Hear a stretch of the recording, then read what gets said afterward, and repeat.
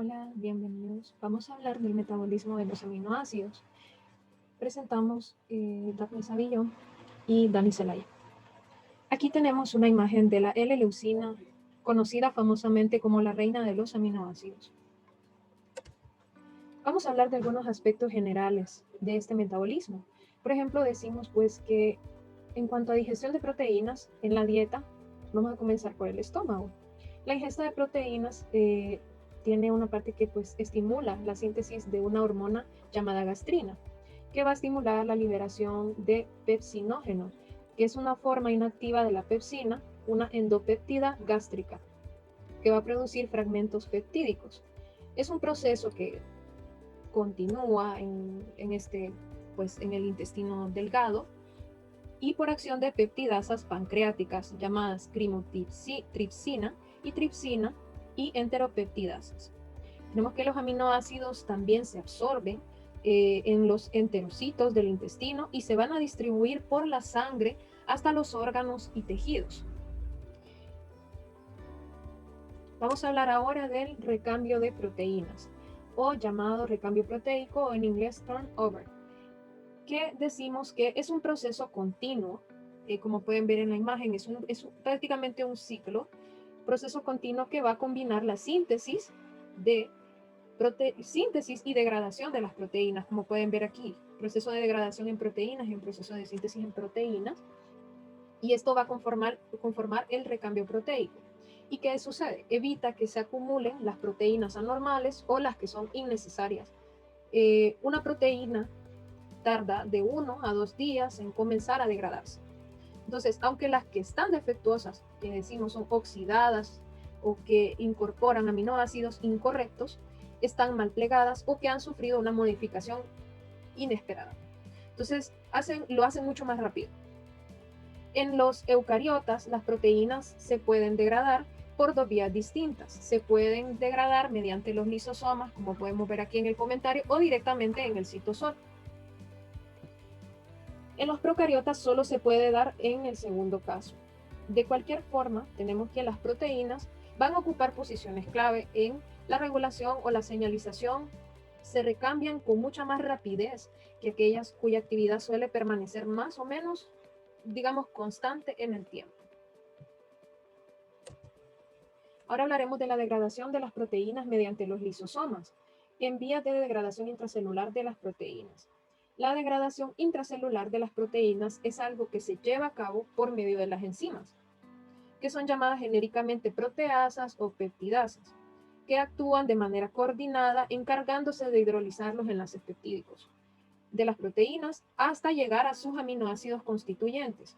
Tenemos las vías lisosomales, que son las que están implicadas en la degradación para que tengamos sus componentes básicos de una gran variedad de moléculas con, digamos, una estructura diversa, en las cuales podemos ver las proteínas, los glucosaminos, los esfingolípidos, los glucosaminoglicanos y otros lípidos complejos.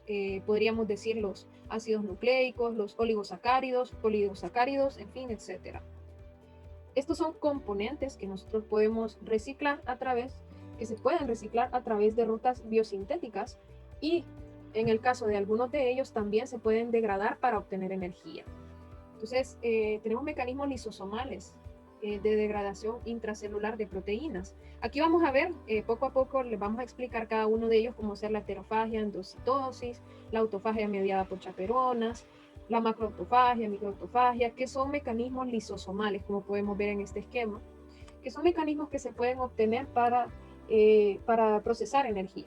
Entonces, también tenemos que las vías lisosomales de degradación intracelular, además de ser responsables de esta degradación de proteínas extracelulares que entran a la célula de diferentes maneras. Por ejemplo, lo que decíamos, puede ser por endocitosis, que es la misma heterofagia, como también podríamos degradar proteínas de manera intracelular que se incorporen a los orgánulos a través de diferentes formas de autofagia, que es la que vamos a explicar más adelante. Entonces ahora vamos a hablar de estos mecanismos lisosomales de degradación intracelular. Aquí en esta imagen podemos ver tipo de vía endocítica distinta a la fagocitosis. Aquí tenemos otra vía de verla. Y tenemos tres partes o tres fases en las que esto ocurre. La primera es la macropinocitosis, luego tenemos endocitosis mediada por clatrina y luego tenemos endocitosis mediada por claveolas. Entonces estos son los pasos o las fases en que pasa esto para hacer una vía endocítica que sea distinta a la fagocitosis.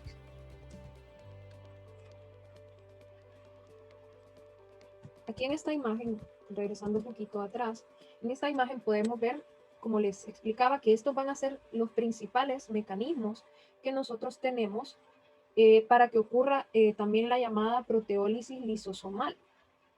Tenemos que en la mayoría de células las proteínas se van a incorporar a los lisosomas para degradarse, principalmente por este método de aquí abajo, que es la macroautofagia, y también la autofagia mediada por chaperonas. Ahora vamos a proceder a explicar cada una de estas. Por ejemplo, la macroautofagia, que es la que tenemos aquí abajo, es una vía lisosomal de degradación intracelular de proteínas.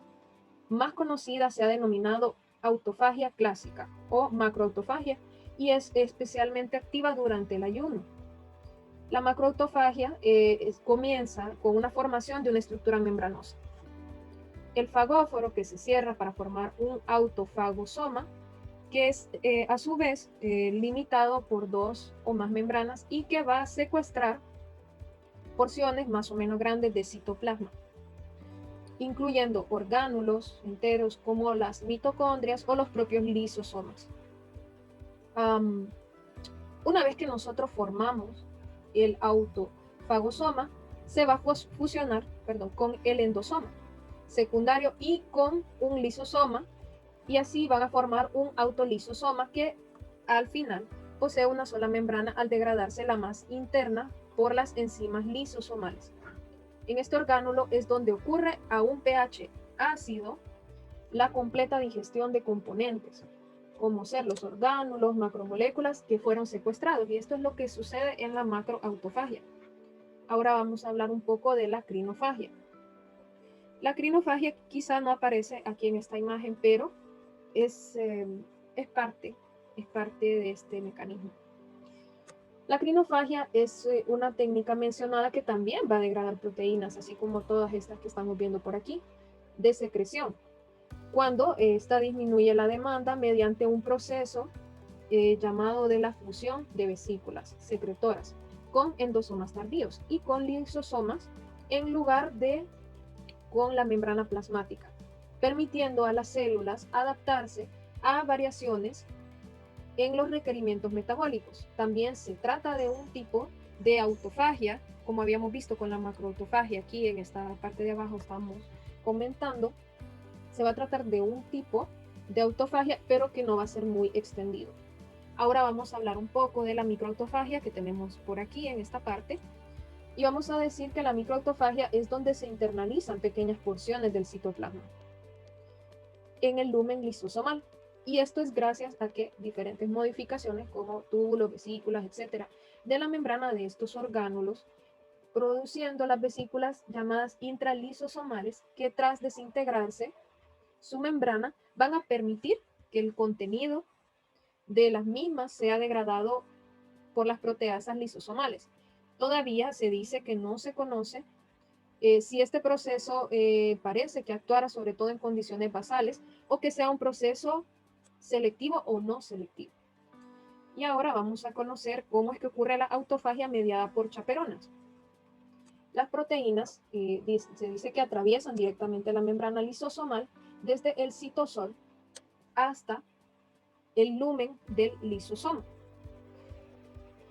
Esto va a ocurrir de la misma manera en que muchas proteínas pueden atravesar las membranas de otros orgánulos celulares, entre ellas las mitocondrias, cloroplastos, peroxisomas y el retículo endoplasmático, tanto de forma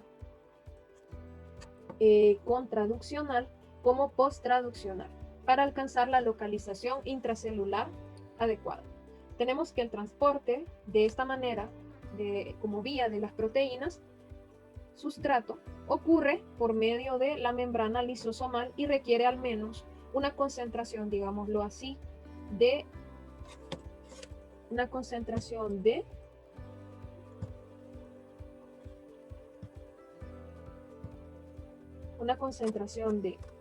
ATP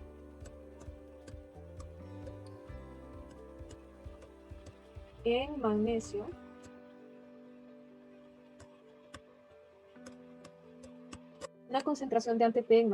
que es el miembro de la familia de proteínas de choque, digamos, térmico, que se va a expresar constitutivamente en el citosol, o sea, en esta parte de aquí se va a concentrar.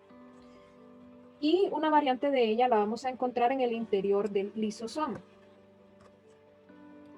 Y otras chaperonas en la membrana e incluso el lumen de este orgánulo, así como también un receptor en la membrana del lisosoma, la es 2A, que se escribe de esta manera. La 2A, que va a ser un receptor de la membrana del lisosoma. Y ahora vamos a hablar de cómo ocurre la endocitosis. La endocitosis, que es llamada también la heterofagia, que la tenemos por esta parte de aquí.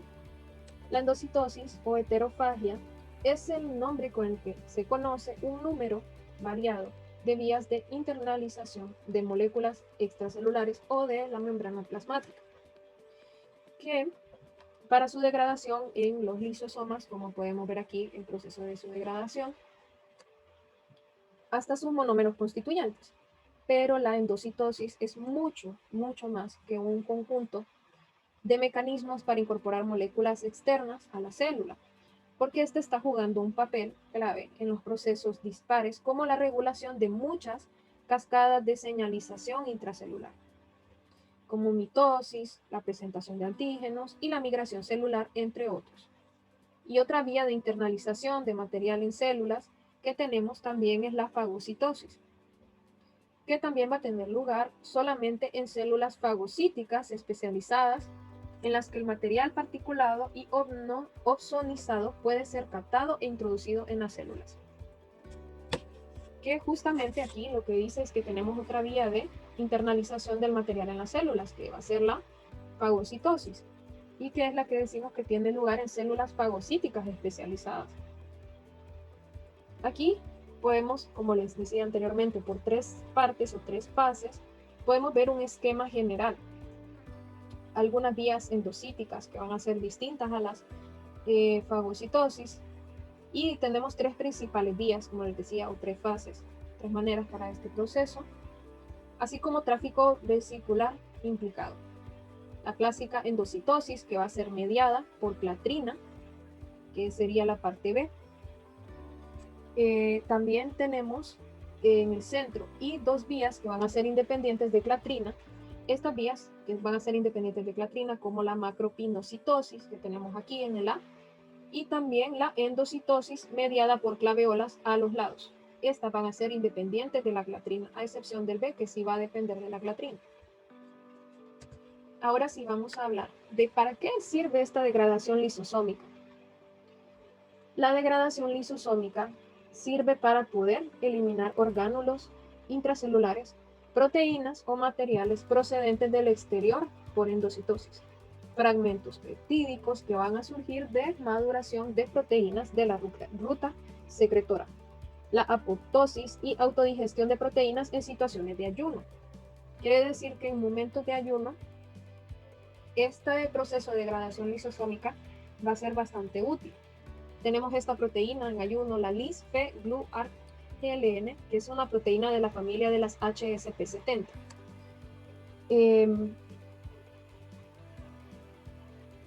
Vamos a decir que este es un proceso bastante útil en momentos de ayuno. También tenemos que, aunque los lisosomas de los distintos tipos celulares tienen distinta composición, son capaces de degradar proteínas, también ácidos nucleicos, lípidos y polisacáridos. Hay que tener un cuidado de mantener intacto el lisosoma para que se evite que todas estas proteasas bastante inespecíficas vayan a digerir el contenido intracelular. Que las proteínas que se degradan en el lisosoma son inespecíficas, salvo en casos de ayuno, en los que se ha visto que se degradan selectivamente las proteínas con este péptido que acabamos de mencionar aquí, que está relacionado. Y curiosamente decíamos, ¿verdad?, que es una proteína de esta familia de las HSP70 y que esta casualmente interviene en el reconocimiento selectivo de este proceso. Y para dicha degradación es un factor bastante clave que el pH sea ácido de aproximadamente 5 del orgánulo y que la presencia de enzimas del tipo catepsina que hidrolizan las proteínas y otras proteasas también dependientes de calcio, que son las que llamamos las calpaínas, que estas están presentes en los lisosomas y no se ha demostrado que intervengan en el proceso. Las que nunca intervienen van a ser los sinógenos. Y también siguen la ruta de degradación natural de los fragmentos peptídicos que se originan por la maduración de proproteínas, así como la apoptosis. Ahora hablaremos de las reacciones generales de los aminoácidos. En las reacciones generales de los aminoácidos tenemos tres principales. Tenemos la transaminación, la desaminación y la descarboxilación. Vamos a centrarnos en la desaminación de las proteínas. Aquí tenemos un proceso que mediante el glutamato puede ser sintetizado el alfa-acetoglutarato. Vamos a ver cómo ocurre esto. Decimos que la desaminación de proteínas es una eliminación de un grupo amino. La eliminación de un grupo amino de una molécula. Las enzimas que catalizan esta reacción se llaman desaminases. Esas son las enzimas que van a catalizar esta reacción a partir del glutamato, donde podemos obtener un alfa-acetoglutarato. Siguiendo con la desaminación de proteínas, tenemos que en el cuerpo humano la desaminación se va a llevar a cabo principalmente en el hígado, como podemos ver en esta imagen. Sin embargo, el glutamato también se desamina en el riñón. En situaciones de consumo excesivo de proteínas, si consumimos proteínas de manera excesiva, la desaminación se usa para descomponer también aminoácidos, para de esa manera que nosotros podamos obtener energía, que se pueda producir energía en nuestro cuerpo a través de una respiración celular. El grupo amina se elimina del aminoácido y se convierte en amoníaco, como pudimos ver en la imagen anterior. Se convierte en amoníaco. Y también tenemos que el resto del aminoácido está compuesto principalmente de carbono e hidrógeno y este se recicla o se oxida para obtener energía. El amoníaco es tóxico para el cuerpo humano y las enzimas lo van a convertir en urea, como podemos ver en esta parte. O sea, una parte de la desaminación va a convertir una parte en urea que se va a desechar a través de la orina o el ácido úrico, como conocemos también, mediante una adición de moléculas de dióxido de carbono que no se va a considerar un proceso de desaminación. Aquí también podemos ver un esquema donde en la desaminación se desecha la parte, digamos, no necesaria o no útil, se desecha por medio de la desaminación como urea o el conocido ácido úrico. Entonces, así es como vemos que esto se desecha. Y este ciclo, ya esa parte del ciclo de la urea, se les va a explicar más adelante. Y que también va a tener un lugar en el hígado. La urea y el ácido úrico pueden difundirse de manera segura en la sangre y luego se pueden excretar en orina, que es lo que estamos viendo aquí de esta manera. El ciclo de la urea es el proceso metabólico en el cual se procesan los derivados proteicos y se genera urea como producto final. Si no se utiliza para la síntesis de nuevos aminoácidos y otros productos nitrogenados, los grupos amino se canalizan a un único producto final de excreción. La urea consta de 2 reacciones mitocondriales y 4 citoplasmáticas. El primer grupo amino que ingresa al ciclo proviene del amoníaco libre intramitocondrial. El amoníaco producido en las mitocondrias se utiliza junto con el bicarbonato para producir carbamoil fosfato, reacción dependiente del ATP, trifosfato de adenosina, y catalizado por el carbamoil fosfato sintetasa, enzima aloestérica y modulada por el N-acetilglutamato. En un segundo paso, el carbamoil fosfato cede su grupo carbamoilo a la ornitina para formar citrulina y liberar fosfato, reacción catalizada por la ornitina transcarbamoilasa, y seguido la citrulina se libera al citoplasma. En el tercer paso, el segundo grupo amino procedente del aspartato se condensa con la citrulina para formar arginino-succinato, reacción catalizada por la arginino-succinato sintetasa citoplasmática, enzima que necesita ATP y produce como intermediario de la reacción citrulil-AMP. El arginino-succinato se hidroliza por la arginino-succinato liasa para formar arginina libre y fumarato. En un quinto paso, el fumarato ingresa al ciclo de Krebs y la arginina libre se hidroliza en el citoplasma por la arginasa citoplasmática para formar urea y ornitina. Finalmente, la ornitina puede ser transportada de nuevo a la mitocondria para iniciar nuevamente el ciclo de la urea. Los procesos de síntesis y degradación de proteínas en el organismo animal son simultáneos. Se puede considerar que existe un pozo de aminoácidos en el organismo que está en constante renovación. La degradación de los aminoácidos se puede dividir en tres etapas: transaminación y desaminación oxidativa, síntesis de la urea, que es el ciclo de la urea que analizamos anteriormente, degradación del esqueleto carbonado alfa oxoácido. Los aminoácidos se obtienen gracias a las proteínas de la dieta.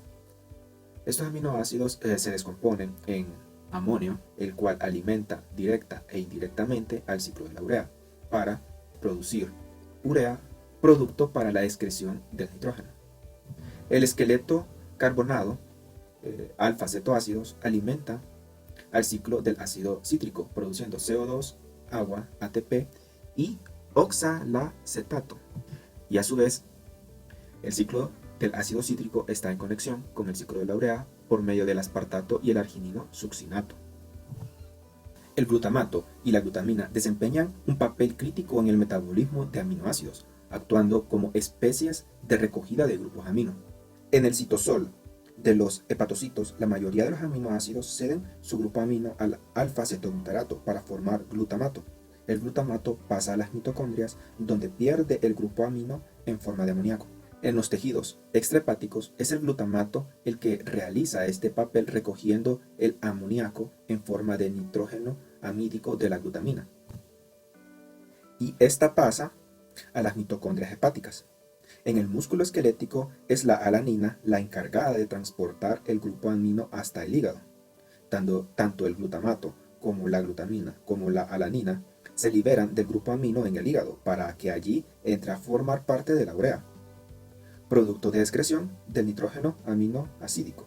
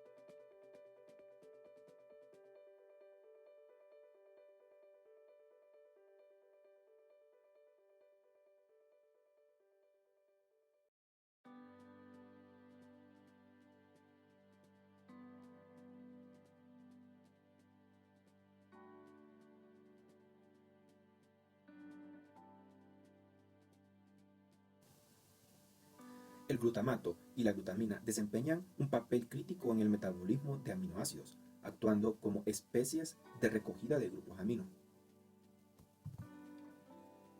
En el citosol de los hepatocitos, la mayoría de los aminoácidos ceden su grupo amino al alfa-cetoglutarato para formar glutamato. El glutamato pasa a las mitocondrias, donde pierde el grupo amino en forma de amoníaco. En los tejidos extrahepáticos es el glutamato el que realiza este papel recogiendo el amoníaco en forma de nitrógeno amídico de la glutamina. Y esta pasa a las mitocondrias hepáticas. En el músculo esquelético es la alanina la encargada de transportar el grupo amino hasta el hígado.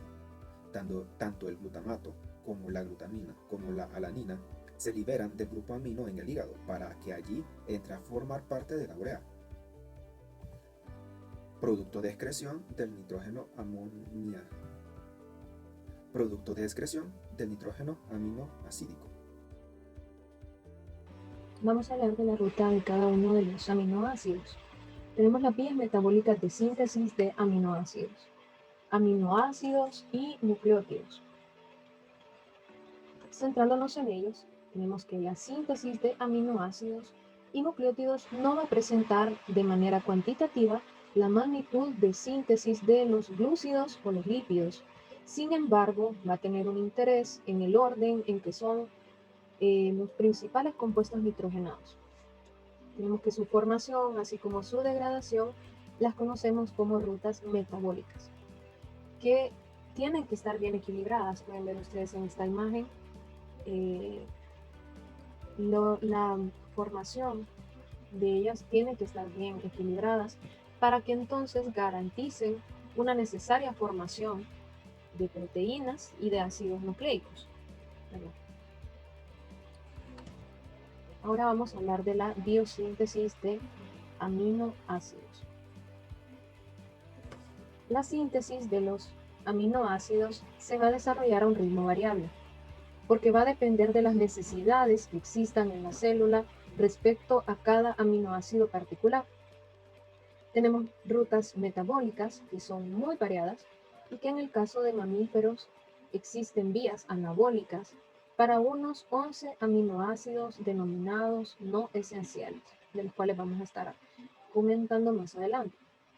La mayor parte de los aminoácidos no esenciales se van a sintetizar a través de vías metabólicas muy simples con una secuencia de unas pocas reacciones.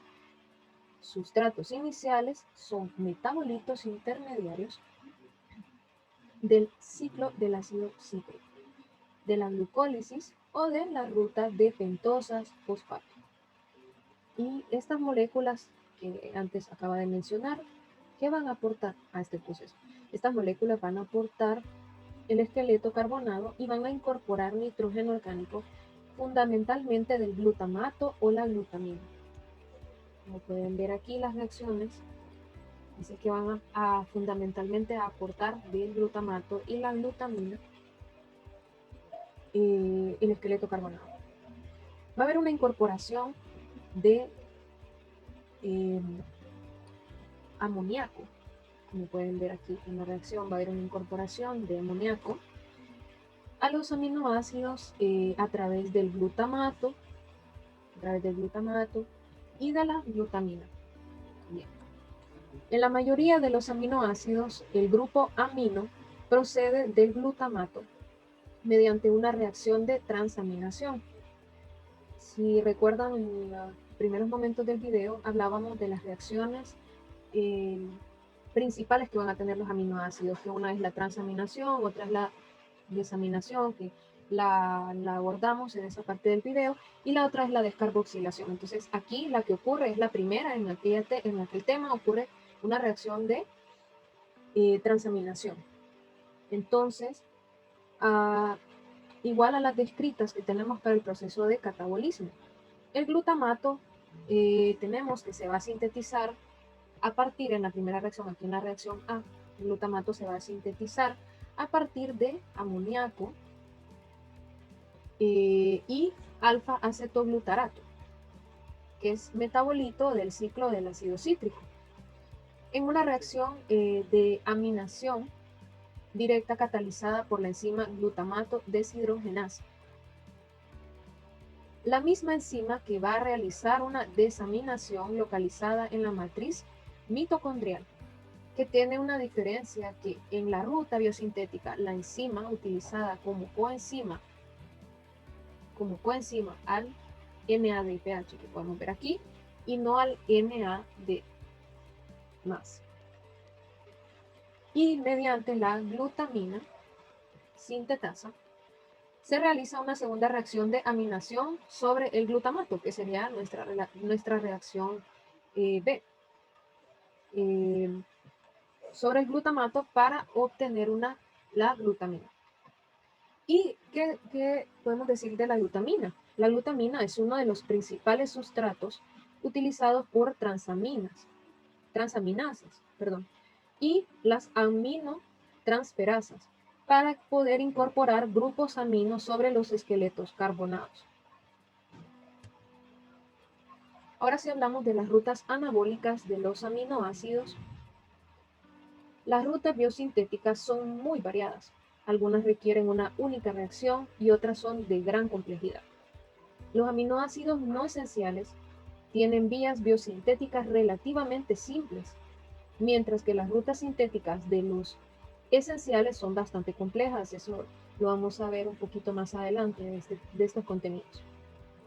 Y dentro de las rutas más, invirtiendo las reacciones de transaminación estudiadas en las rutas catabólicas, van a permitir obtener en una única reacción los siguientes aminoácidos que podemos ver aquí en esta primera imagen. Estos van a ser los aminoácidos obtenidos. Si el donador de grupos amino es la glutamina, que podemos ver en la segunda imagen, el proceso es catalizado por una enzima muy ubicua, la asparraginasa, que podemos ver aquí en esta segunda imagen, y se realiza con un costo de energía. Por eso vemos aquí presente al ATP, que generalmente está relacionado, lo hemos visto alrededor de los temas, que el ATP está relacionado con los procesos energéticos en la bioquímica. Incluso si utilizamos un aminoácido esencial como la fenilalanina, que vemos en la tercera imagen, en una única reacción se puede obtener un aminoácido no esencial como la tirosina, que la obtenemos a partir de la fenilalanina. Y sin embargo, las rutas pueden ser más complejas incluso, y para poderlas clasificar agrupamos a los aminoácidos por familias, dependiendo del metabolito precursor que éstas tengan. Ahora sí, hablamos de los derivados del alfa-cetoglutarato. Ya hemos descrito cómo el alfa-cetoglutarato, metabolito intermediario del ciclo del ácido cítrico que comentábamos antes, va a dar un origen al glutamato y a partir de este se forman la glutamina, arginina y prolina. Aquí miramos la reacción donde a partir del alfa-cetoglutarato con un aminoácido, por medio de la aminotransfera, vamos a obtener el glutamato y un alfa-cetoácido. La glutamina se sintetiza a través de una reacción de aminación directa, tal como podemos comentar previamente.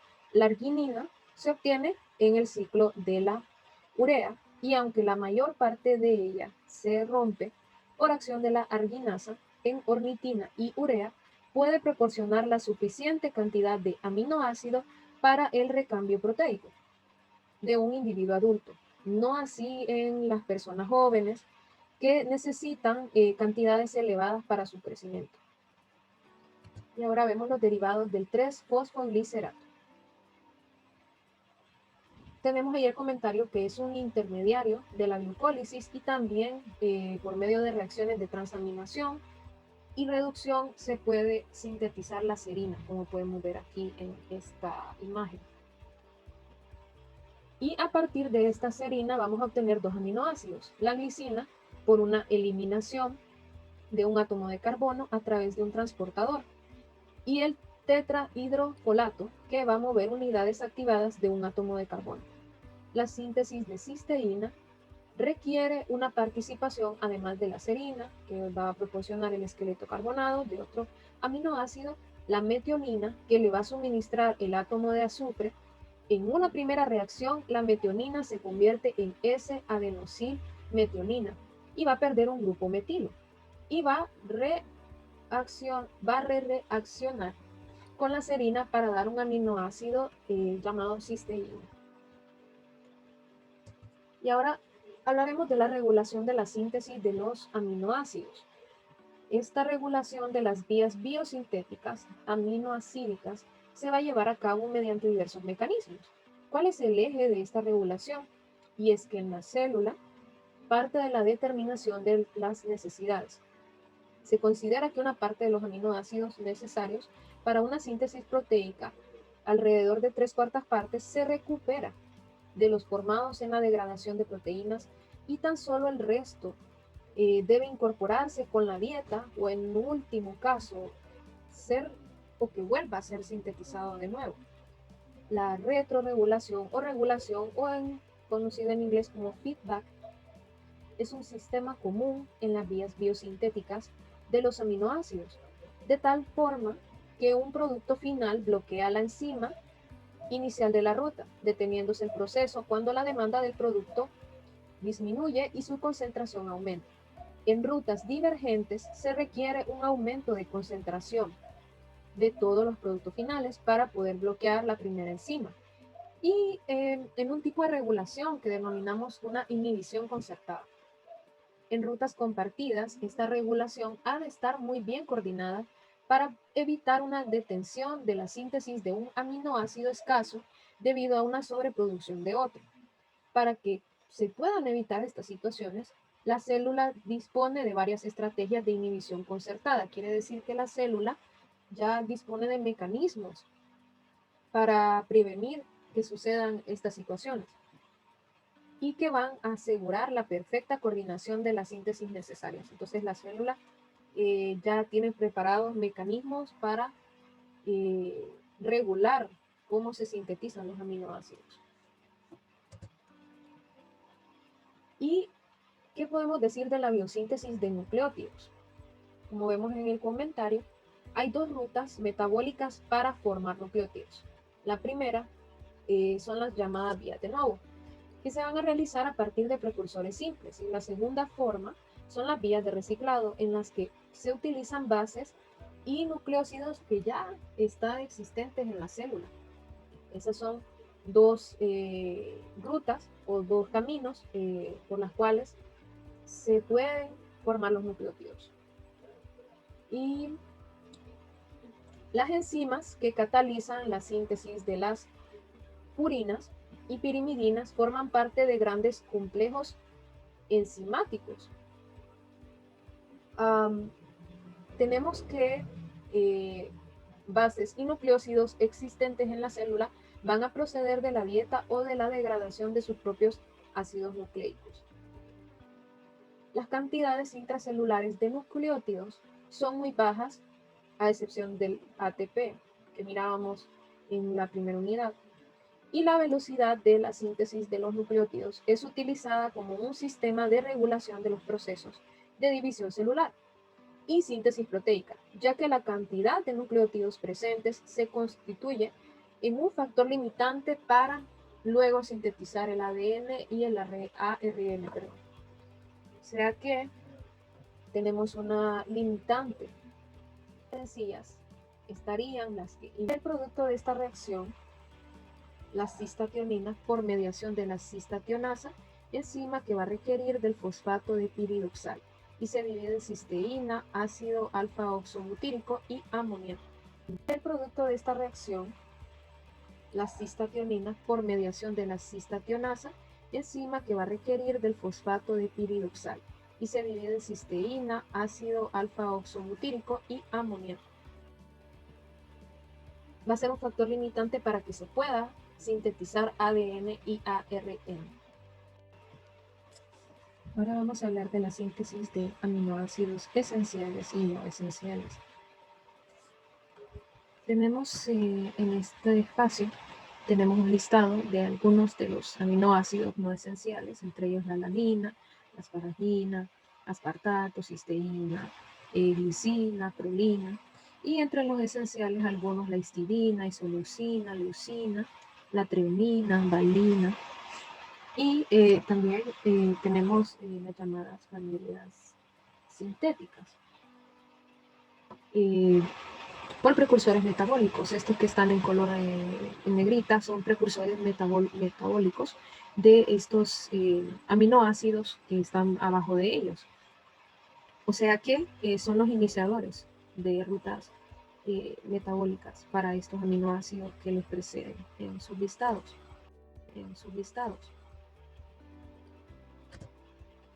Comenzaremos con la biosíntesis entonces de los aminoácidos no esenciales. Las rutas biosintéticas de glutámico, glutamina y prolina están íntimamente relacionadas en todas las formas de vida.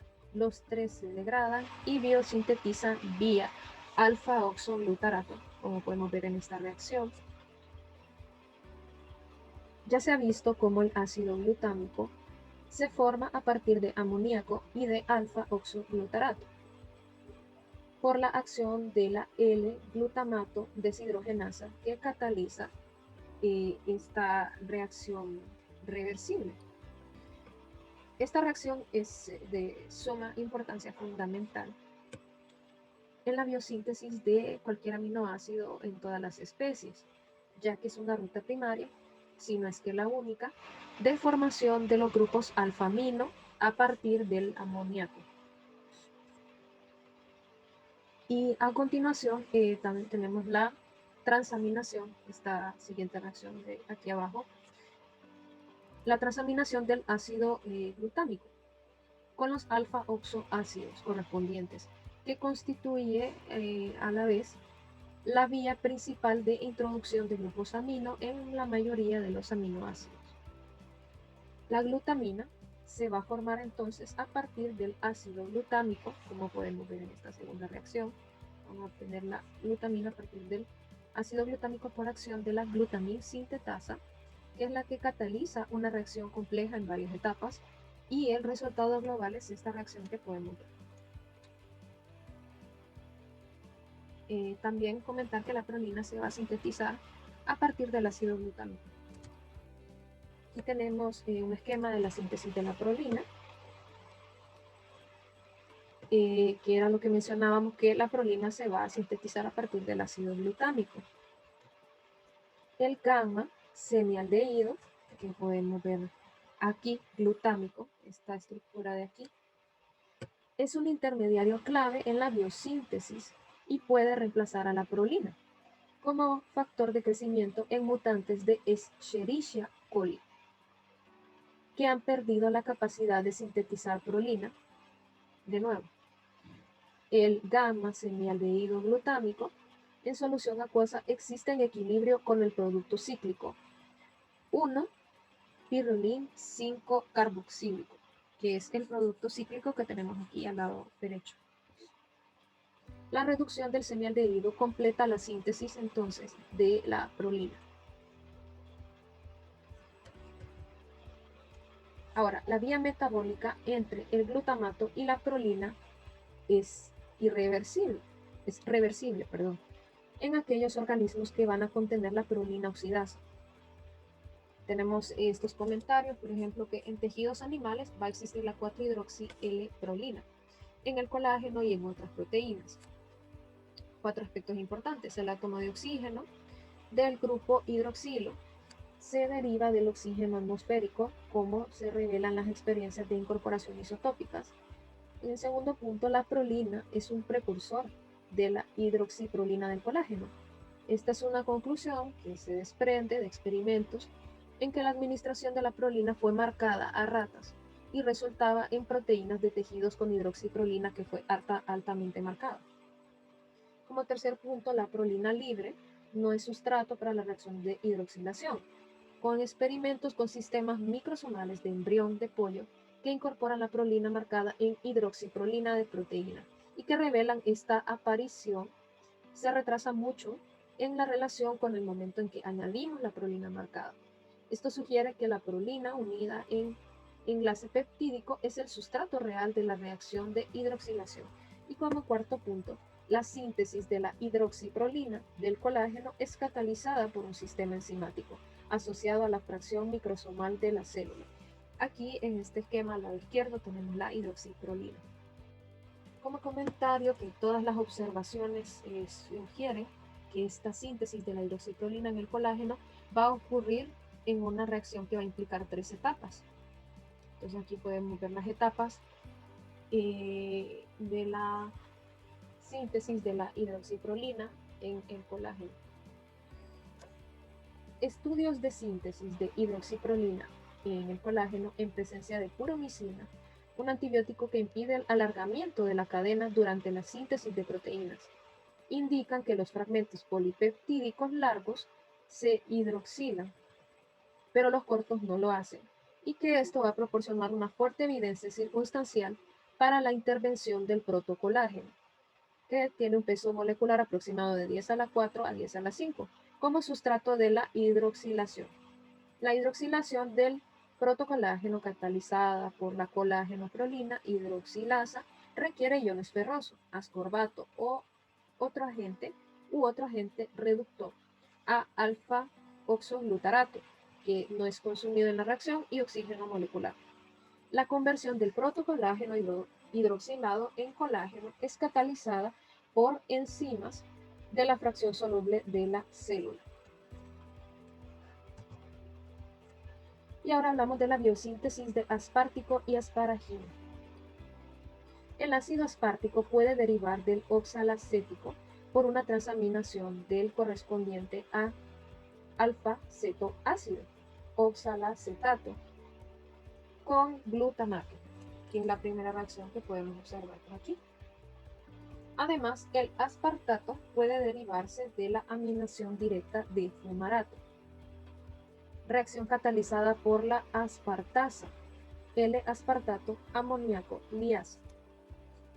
La síntesis de asparagina en microorganismos es catalizada por la asparagina sintetasa, que cataliza la condensación de amoníaco y aspartato con la división acompañante de ATP a AMP y PPI, en contraste con la glutamin sintetasa, en que se forman ADP y PI.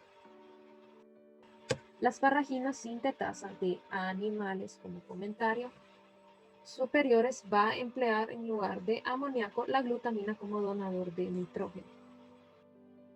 Y ahora hablaremos de la biosíntesis de alanina. En muchos organismos, la alanina se va a formar por una transaminación del piruvato con glutamato. Como a partir del ácido pirúvico y el glutamato vamos a tener el alfa-oxoglutarato y nuestro componente principal, la alanina. Tenemos que además una enzima de Bacillus subtilis va a catalizar la aminación reductora del piruvato dando la alanina. Y finalmente los hongos cianogénicos, que son capaces de asimilar cianuro, van a poseer una ruta peculiar para la síntesis de la alanina. Esta transcurre por adición de cianuro a acetaldehído, seguida de hidrólisis de la cianohidrina resultante, como podemos ver en estas imágenes. Y ahora conversaremos de la biosíntesis de la cisteína. Aquí tenemos la reacción global, y la cisteína es un aminoácido no esencial que en los mamíferos se sintetiza a partir de la metionina, que sí es esencial, y de la serina, que no es esencial. En la síntesis se van a distinguir tres etapas principales que se pueden ver en esta figura y vamos a explicarlas. En la primera, la metionina pierde su grupo metilo terminal y se va a transformar en la homocisteína. Esta reacción se va a realizar en 3 etapas o más, y se requiere el ATP para convertir la metionina en la forma activada, que sería la S-adenosilmetionina, que es la estructura que podemos ver por aquí. El enlace metilsulfonium de la S-adenosilmetionina es un enlace rico en energía, y su grupo metilo es donado fácilmente a distintos aceptores de grupos metilo en presencia del enzima adecuado, ya sea liberándose el S-adenosil-homocisteína, que se hidroliza a homocisteína y adenosina. En la segunda etapa, y como comentario, en la segunda etapa de la síntesis de la cisteína, la homocisteína va a reaccionar con la serina gracias a la enzima cistationin sintetasa. El producto de esta reacción, la cistationina, por mediación de la cistationasa, enzima que va a requerir del fosfato de piridoxal, y se divide en cisteína, ácido alfa-oxobutírico y amoníaco. Podemos ver aquí el resultado final de esta reacción consiste en la sustitución del grupo OH o de la parte alcohólica de la serina por un grupo SH. Y la cadena carbonada de la cisteína proviene de la serina, pero el átomo de azufre es el de la metionina.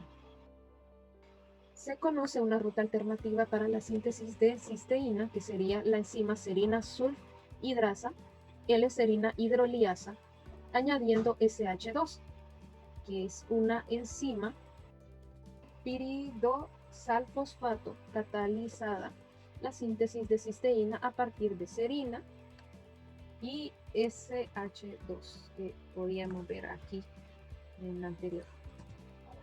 Y ahora hablaremos de la biosíntesis de serina y ciclina. La serina es un intermediario importante en la conversión de metionina en cisteína en mamíferos y es un precursor en la biosíntesis de glicina. La ruta principal de formación de la serina en tejidos animales comienza en el ácido 3-fosfoglicérico, que es el que inicia la reacción, podemos ver aquí, y el producto intermediario de la glicólisis. La deshidrogenasa del ácido fosfoglicérico de fosfoglicerato, NAD, óxido reductasa, cataliza la oxidación del ácido 3-fosfoglicérico a 3-fosfohidroxipirúvico. Este es el producto obtenido y este va a experimentar una transaminación con ácido glutámico, dando la 3-fosfoserina finalmente. La hidrólisis de este ester fosfórico completa la síntesis de serina. Todas las enzimas implicadas en la biosíntesis de serina han sido identificadas con extractos de Escherichia coli y van a existir rutas alternativas para biosíntesis de serina de importancia variable según el organismo. El mecanismo de la síntesis de la glicina fue un problema enigmático durante largo tiempo. El descubrimiento de la serina era un precursor en la síntesis de glicina y fue posible gracias a un experimento en el que la serina, etiquetada con N15 en el grupo amino y con carbono 13 en el grupo carboxilo, se administró a ratas. Los animales sintetizaron glicina con la misma relación que la serina administrada y con esto evidenciaron que el carbono beta tuvo que ser eliminado de la serina ingerida. Sin embargo, la identidad química del fragmento monocarbonado separado no se estableció hasta que se aclaró el modo de acción del ácido tetrahidrofóbico o FH4 que tenemos aquí. El N5N10 metilen tetrahidrofolato, como ya se ha visto, es uno de los miembros de una familia de coenzimas. Podemos ver aquí, de ácido fálico capaces de transportar distintos tipos de grupos monocarbonados, tales como el metilo, hidroximetilo, formilo y formimilo. Ahora si hablamos de la biosíntesis de aminoácidos esenciales, comenzaremos con la biosíntesis de la ornitina y la arginina. Pero antes que nada comentar, las rutas biosintéticas de los aminoácidos esenciales se han deducido en gran parte, podríamos decir, de estudios bioquímicos y genéticos realizados en bacterias. De manera general, estas rutas son similares, si no es que son idénticas, en la mayoría de las especies bacterianas y en plantas superiores. Se trata de rutas más largas, entre 5 y 15 etapas, de las que llevan a la biosíntesis de los aminoácidos no esenciales, que conforman 5 o menos etapas. Suele ser también vías más complejas y varios de sus intermediarios sirven como precursores de otras clases de biomoléculas. Ahora, en cuanto a la biosíntesis de la ornitina y la arginina, las rutas biosintéticas de los aminoácidos ornitina y arginina derivan del ácido glutámico y por tanto del alfa-oxoglutarato. En mamíferos, aunque la arginina se forma a expensas de la ornitina durante el ciclo de la urea, la cantidad total producida por este ciclo no debería ser muy grande y pues cubre necesidades de la persona adulta, pero no mantiene un crecimiento óptimo. a causa de la rápida división de la arginina, que es catalizada por arginasa, a urea y citrulina, y también que se debe a una limitada disponibilidad de la ornitina. En las bacterias y en las plantas, la ornitina se va a formar a partir del ácido glutámico. Y en la figura podemos ver también una etapa final que va a variar según la especie. En Escherichia coli, la N-acetilornitina se hidroliza a ornitina y ácido acético libre, mientras que en otros organismos y en plantas, la N-acetilornitina cede su grupo acetilo al ácido glutámico para producir ornitina libre y N-acetilglutámico, que sirve como precursor del gamma semialdehído del ácido N-acetilglutámico. El grupo N-acetilo impide la ciclación espontánea del semialdehído glutámico y es una secuencia cíclica de reacciones que a veces se denomina el ciclo de la N-acetilornitina. Por otro lado, la ornitina, un aminoácido que no forma parte de las proteínas y que está implicado en la síntesis de la urea, y viene a ser un intermediario clave en la biosíntesis de arginina. La ornitina puede surgir bien por la transaminación del gamma semialdehído glutámico o también por la transaminación del N-acetilglutámico, gamma semialdehído, seguido de desacilación o de transferencia del grupo acetilo al ácido glutámico. No se sabe si en mamíferos son o no importantes los intermediarios acetilados.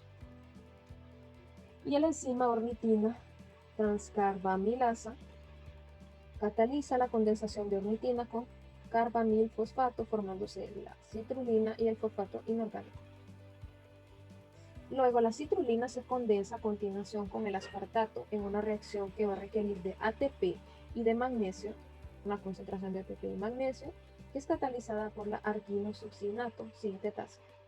Y es una reacción que va a producir AMP y pirofosfato, así como ácido arginosuccínico, y la eliminación reversible de fumarato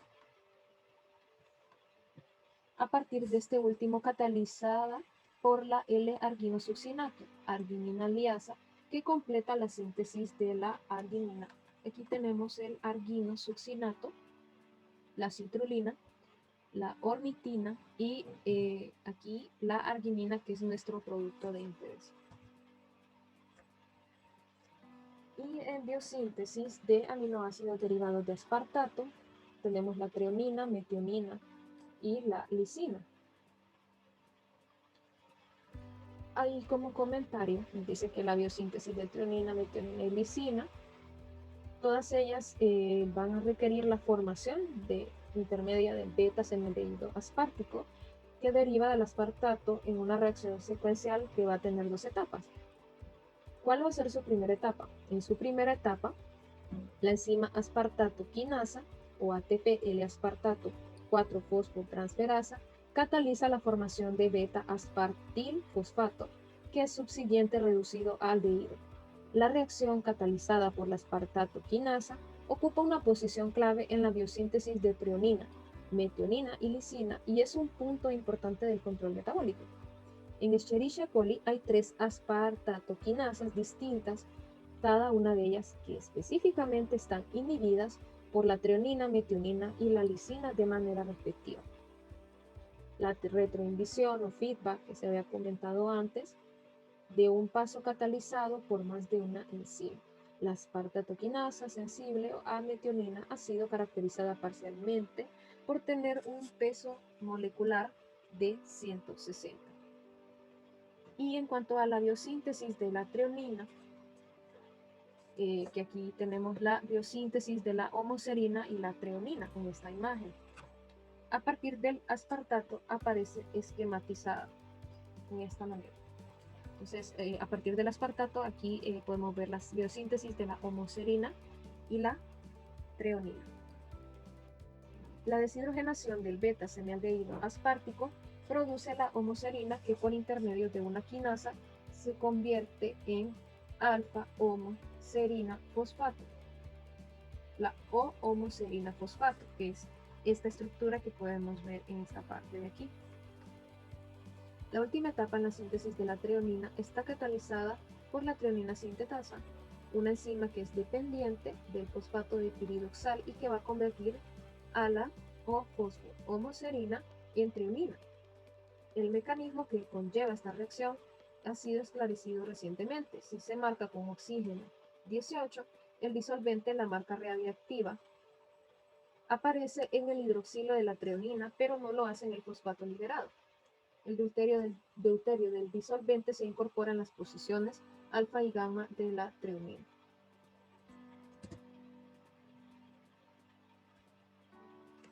Aquí tenemos la reacción catalizada por la treonina sintetasa.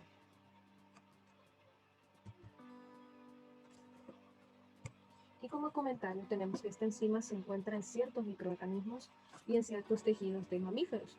En estos últimos parece que se ejercieran funciones catabólicas más que biosintéticas.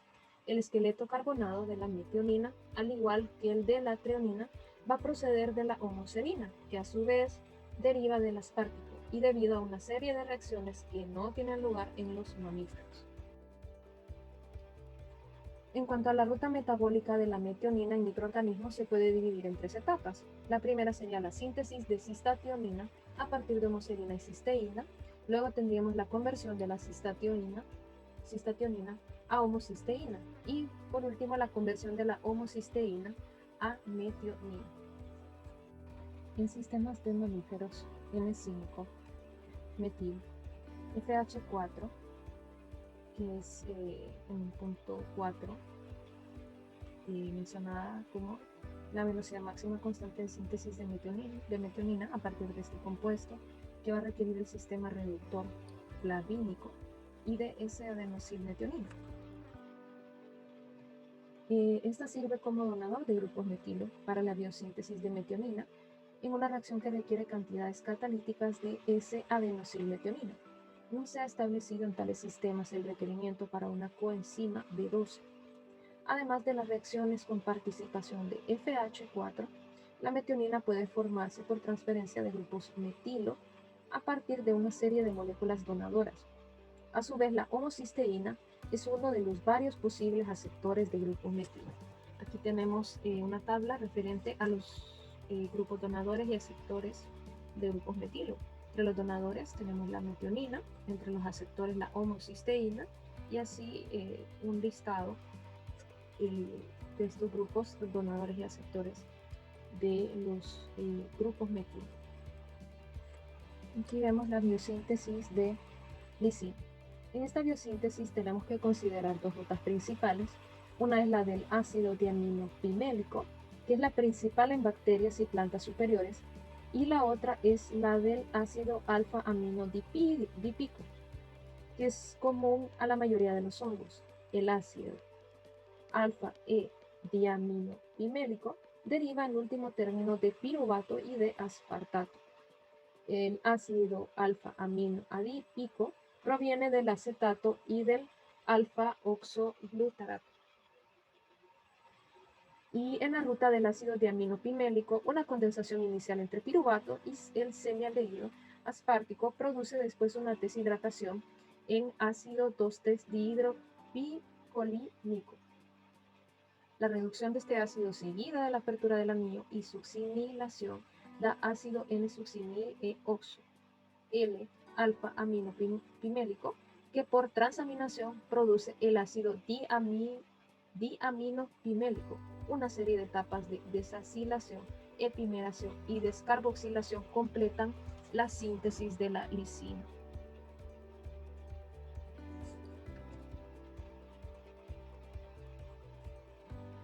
Y aquí tenemos en la biosíntesis de aminoácidos ramificados, la valina, leucina e isoleucina. Que como comentario, la biosíntesis de valina y leucina procede a través del intermediario común ácido alfa-oxo-isovalérico. Tenemos que las rutas biosintéticas para la valina, leucina e isoleucina están íntimamente relacionadas. La biosíntesis de valina y leucina van a proceder a través de un intermediario común, el ácido alfa-oxo-isovalérico, y que van a aparecer resumidas en esta figura. La condensación de piruvato con un fragmento de 2 carbonos va a requerir de tiamín-pirofosfato con sus siglas TPP. Así se va a obtener ácido acetoláctico que se convierte en alfa-beta dihidroxiisovalérico en una reacción muy interesante. Esta es una transformación que se relaciona con el clásico reagrupamiento del pinacol, que es catalizada por un acetohidroxiácido isómero reductasa, que va a requerir magnesio, y un nucleótido de piridina reducido. El magnesio debe funcionar como un catalizador superácido y que coordinando con el oxígeno carbonílico del acetolactato y en consecuencia ayudando a la migración del grupo metilo a un átomo de carbono deficiente de electrones. La ruta biosintética de la leucina, por su parte, coincide con la de la valina.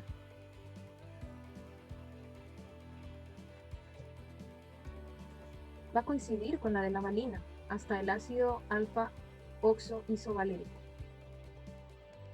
ya que este se condensa con acetil coenzima A, produciendo ácido beta-hidroxi, beta-carboxiisocaproico, que se convierte en ácido alfa-hidroxi-beta-carboisocaproico por una secuencia de deshidratación, rehidratación, relacionada con una conversión de citrato-isocitrato, catalizada por la aconitasa.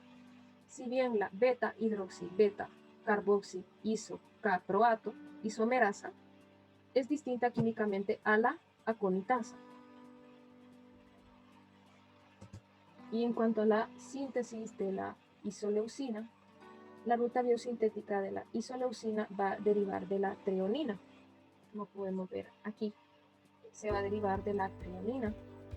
La treonina, en una reacción catalizada por la treonina deshidratasa, se convierte en alfa-oxobutirato.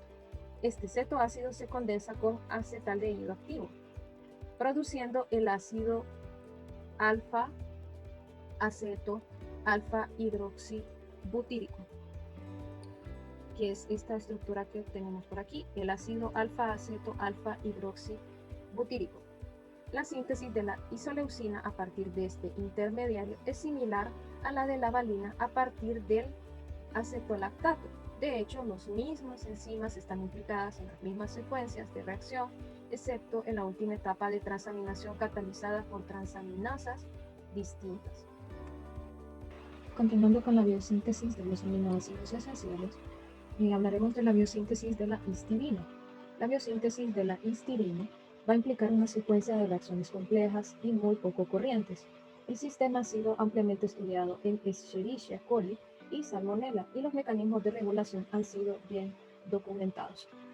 Aquí podemos ver la ruta biosintética que va a conducir a la formación de la histidina. De este modo, tenemos que el nitrógeno puro del anillo de la purina queda unido al carbono 1 de la ribosa PRPP. De hecho, tenemos que 5 átomos de carbono de la histidina van a provenir del PRPP, la unidad de adenina del ATP, y que proporciona un nitrógeno y un átomo de carbono del anillo imidazolio de la histidina.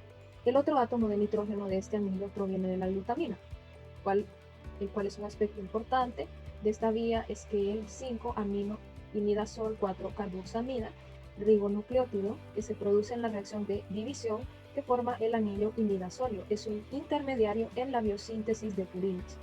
Y otro punto importante de mencionar es que el grupo carboxilo de la histidina se forma por oxidación del correspondiente alfa-aminoalcohol, mientras que el carboxilo de casi todos los demás aminoácidos procede del grupo carboxilo del correspondiente alfa-oxoácido. El primer paso de la secuencia de reacciones que van a conducir a la histidina catalizada por un sistema aleostérico, la fosforilosilpiro fosfato ATP fosforilasa, que es inhibido por la histidina, que es el producto final de la secuencia. Además, la presencia de un exceso de histidina en el medio de cultivo va a reprimir la síntesis de la secuencia completa de enzimas implicadas en la biosíntesis de la histidina. Podríamos decir que todo este conjunto de reacciones en la histidina está sometido al fenómeno de la represión enzimática. Y ahora hablaremos de la biosíntesis de aminoácidos aromáticos, la fenilalanina, tirosina y el triptófano. Los aminoácidos aromáticos son biosintetizados a través de una serie de reacciones, de las cuales las primeras son comunes. Así, el chiquimato y el corismato, que podemos ver aquí en este esquema, van a ser intermediarios comunes a la biosíntesis de fenilalanina, de tirosina y de triptófano. Y estas son vías metabólicas que se dedujeron gracias a experimentos que se realizaron con mutantes auxotróficos de Escherichia coli y de Aerobacter aerogenes, que requerían como factores de crecimiento fenilalanina o tirosina o triptófano. Y como comentario, esta es la ruta metabólica de manera simplificada para la biosíntesis de estos aminoácidos aromáticos en Escherichia coli.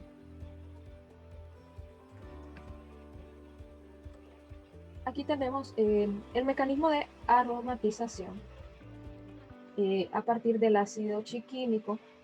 Tiene una gran importancia biológica, ya que en el reino vegetal se van a sintetizar vía chiquimato enormes cantidades de lignina y otras moléculas tales como la coenzima Q y la plastoquinona. La ruta que va a conducir al ácido chiquímico se elucidó en parte debido a experimentos con trazadores isotópicos empleando glucosa marcada en distintos átomos de carbono con carbono 14.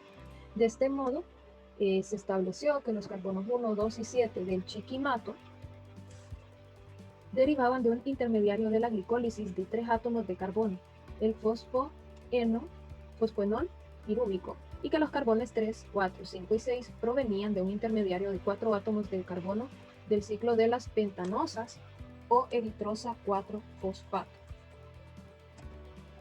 Luego aquí tenemos la síntesis de fenilalanina y tirosina a partir del corismato. En la vía del prefenato, una mutanza se convierte al corismato en prefenato. La deshidratación y la descarboxilación del mismo van a producir fenilpiruvato. Alternativamente, el prefenato puede ser descarboxilado oxidativamente a 3-hidroxifenilpiruvato. Estos alfa-cetoácidos se transaminan a continuación, produciendo la fenilalanina y la tirosina. O sea, estos cetoácidos se van a transaminar para producir estos dos compuestos de interés. Y aquí tenemos la síntesis de triptófano a partir de corismato. En la vía del antranilato, el corismato va a adquirir un grupo amino de la cadena lateral de la glutamina y con esto se va a estar formando el antranilato. Ya se ha visto cómo la glutamina puede servir como donador de grupos aminos, lo que mirábamos en partes anteriores, en muchas reacciones biosintéticas. El antralinato se va a condensar con fosforibosil pirofosfato, PRPP, una forma activa de la ribosafosfato, que también es un compuesto clave en la síntesis de histidina y de nucleótidos de purina y pirimidina. El átomo de carbono 1 de la ribosa 5-fosfato se enlaza con el átomo de nitrógeno del antranilato y la fuerza impulsora de esta reacción la proporciona la hidrólisis del pirofosfato.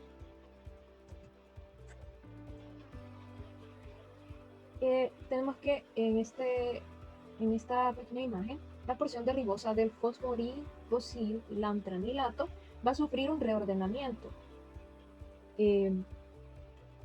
Este intermediario se deshidrata y descarboxila formando el indol 3-glicerol fosfato,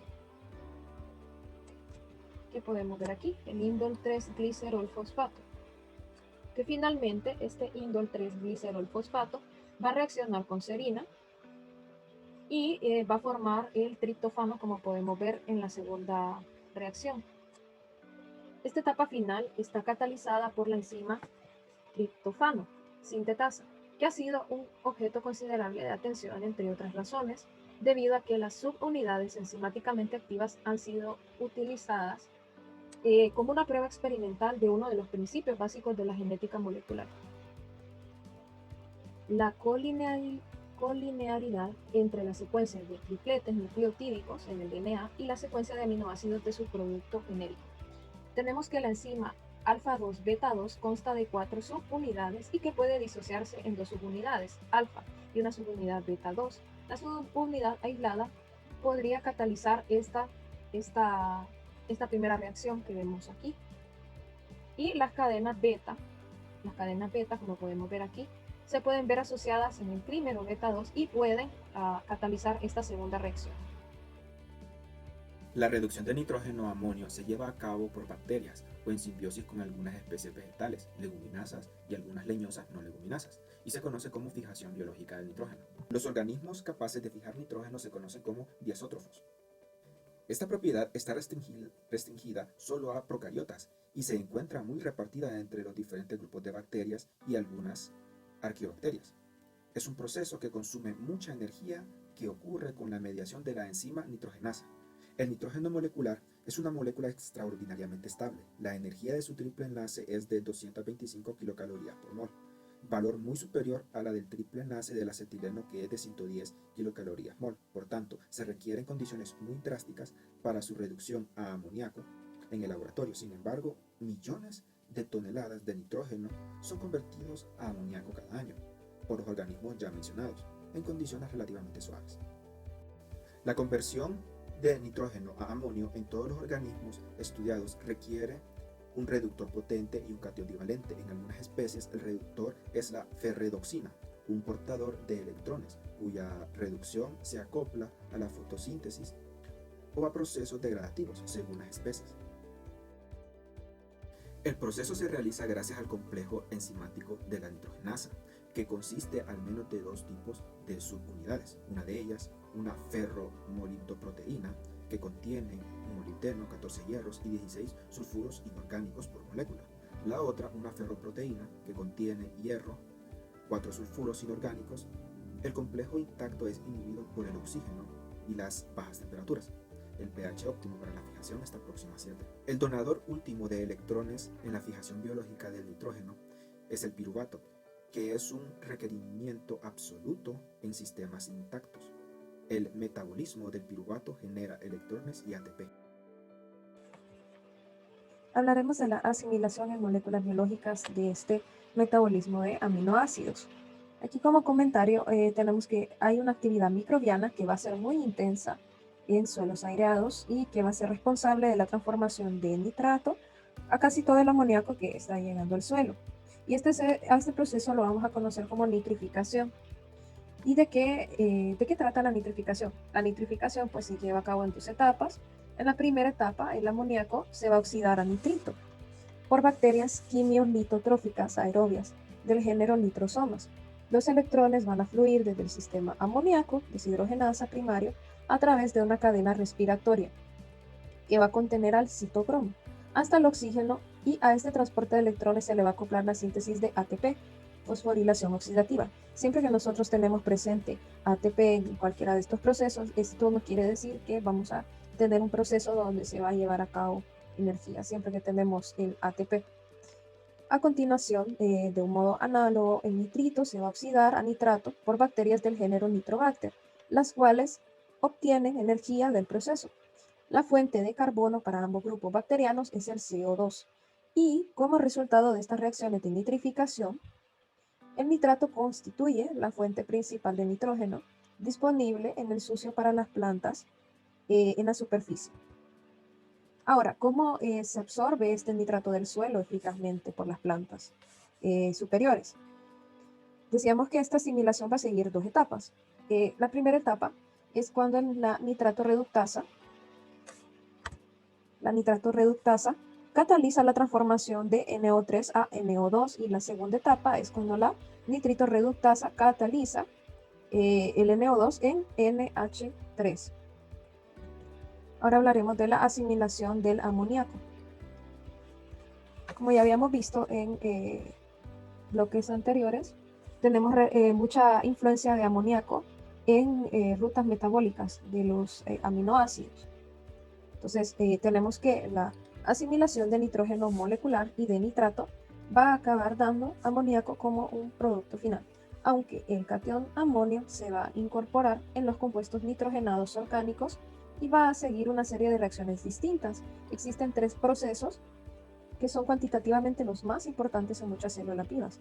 Estas son reacciones que son catalizadas por la glutámica deshidrogenasa, la glutamina sintetasa y la carbamil fosfatos sintetasa. Aquí como comentario tenemos que la glutamina deshidrogenasa va a catalizar la formación de glutámico a partir de alfa-oxoglutarato y el catión amonio, que es lo que podemos ver aquí. Entonces se va a catalizar la formación por medio de la glutamico deshidrogenasa. Y es que esta es una enzima que se encuentra ampliamente distribuida en los sistemas vivos y que va a requerir como coenzima el NADPH, que podemos ver aquí, y el NADH, que normalmente el NADPH se especifica en las biosíntesis y el NADH en las funciones catabólicas. Continuando con esto, tenemos la glutamina sintetasa, el L-glutamato de amonio ligasa, que decimos que es una enzima que va a catalizar la incorporación de amoníaco al ácido glutámico.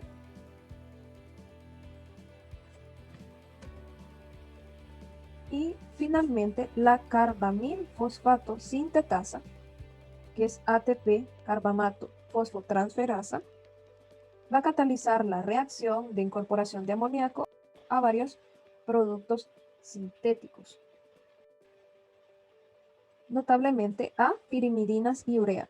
Y se conocen dos tipos de sintetasa, una que utiliza el nitrógeno amídico de la glutamina como fuente del nitrógeno carbonílico y otra que utiliza el amoníaco.